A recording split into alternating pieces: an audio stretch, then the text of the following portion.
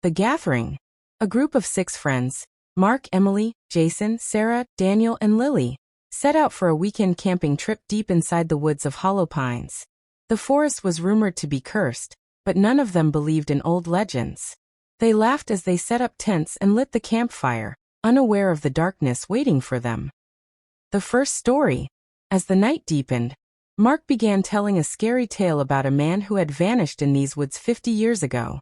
Locals claimed his spirit still wandered, seeking revenge on anyone who disturbed his land. The group laughed nervously, but Lily noticed the flames of the campfire flicker unnaturally, as if responding to the story. The strange noise. After the story, the forest grew eerily silent. Then came the sound, slow, deliberate footsteps circling their campsite. Jason grabbed a flashlight and pointed it into the trees, but there was nothing there.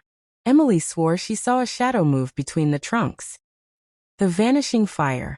Suddenly, the campfire dimmed and went out, though no wind had blown. They struggled to relight it, their hands shaking. Just as the fire roared back to life, Daniel screamed. Something had brushed against his shoulder in the dark. The old journal.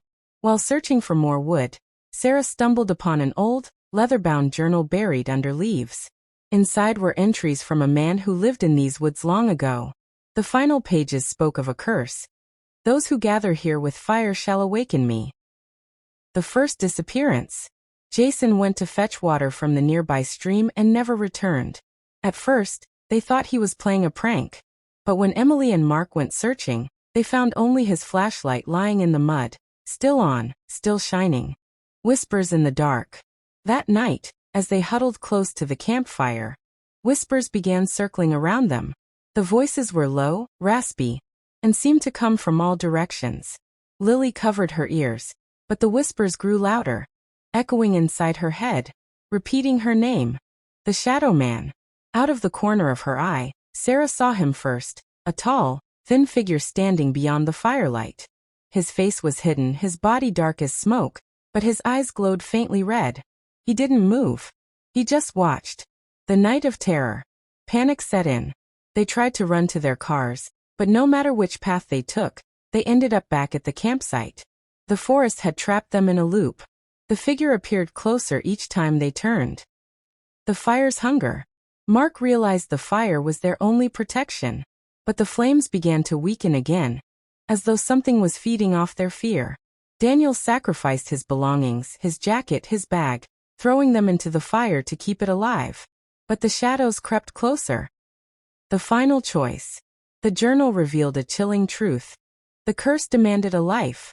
One must burn in the fire, or all will perish. Terrified, the friends argued. Daniel offered himself, but before he could move, the shadow figure lunged at Emily, dragging her screaming into the woods. The aftermath. By dawn, the forest was silent again. Only 4 friends remained, trembling by the dying fire. Emily was gone, Jason was gone, and the figure had vanished. They packed in silence and fled Hollow Pines, never to speak of it again. But sometimes, when they close their eyes, they still hear the whispers. I am not done.